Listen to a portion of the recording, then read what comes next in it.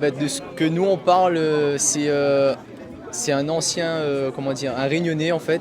Euh, Après avoir critiqué une personne de La Réunion justement qui était en train de jouer de la musique sur un espace public, euh, qui était un chaman en gros, qui était un sorcier.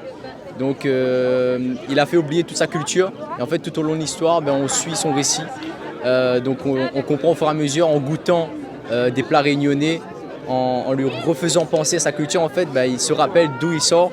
Et à la fin, on remarque que toute sa culture est revenue, en fait.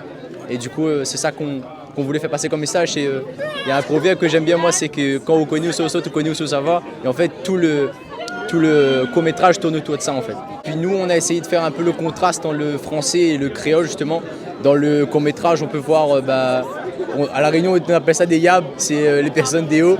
Et le CAF justement, donc on a ces deux contrastes là dans le court-métrage et c'est ça aussi on a voulu mettre en avant dans le court-métrage parce que à La Réunion on a de tout, on a le métis, on a le blanc, on a le noir et c'est cette unité là qu'il faut qu'on mette en avant et mettre en avant notre langue aussi et notre culture.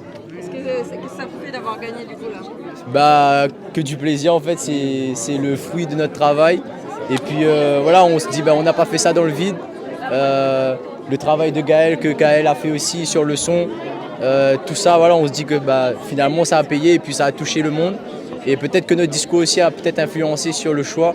Et voilà, on peut que en être fier. Et merci à l'acteur aussi, Luc, qui est derrière la caméra. Et voilà.